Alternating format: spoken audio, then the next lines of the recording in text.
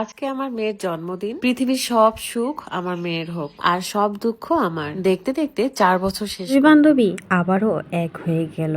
এত কিছু অনলাইনে করে আবারও নাকি মিলে গেল বিধি আর স্মৃতি।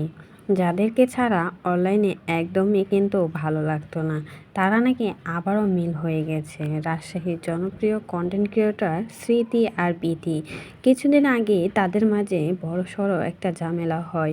সাউন্ড চলে যাওয়ার পর স্মৃতি একটা ভিডিও আপলোড করেছিল, আর সেটাতে রেগে গিয়েছিল বিধি, আর অনেক বকাঝকা করে বিধি স্মৃতিকে। আর এদিকে তাদের মাঝে অনেক ঝামেলা হয়েছিল, কিন্তু সব কিছু মিটমাট করে আবারও দুই বন্ধু এক হয়েছে।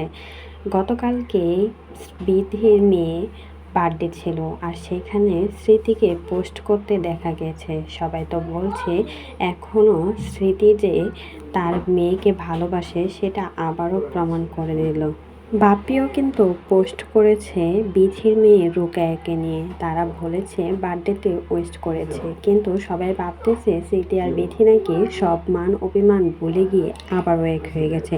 দুই বান্ধবী যদি এক হয়ে যায় তাহলে কিন্তু অনেক ভালো হবে, তাদের বন্ধুত্ব অনেক আগে থেকে। কিন্তু কিছু ভুল বোঝাবুঝির জন্যই কিন্তু এত ভালো সম্পর্ক নষ্ট হয়ে গেছে। তবে আবারও এক হতে যাচ্ছে স্মৃতি আর বিথি।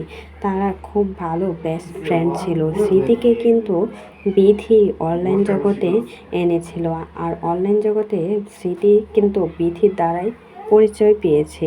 তাই তো স্মৃতি এখন অহংকারী হয়ে গেছে, বিথিকে বলে নিজে নিজে নিজের বিজনেস সামলিয়ে ব্যস্ত হয়ে পড়েছে। অথচ একবার যদি সরি বলে নেয় তাহলে হয়তো বা সমাধান হয়ে যেত, কিন্তু নিজের অহংকার নিজের কাছে রেখে দিয়েছে। তার জন্য কিন্তু দুই বান্ধবীর সম্পর্ক এখানেই নষ্ট হয়ে গেছে।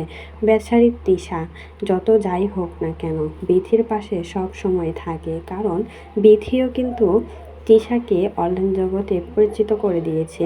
রাজশাহীর অনেক কন্টেন্ট ক্রিয়েটার শুধুমাত্র বিথির জন্যই চিনে সবাই।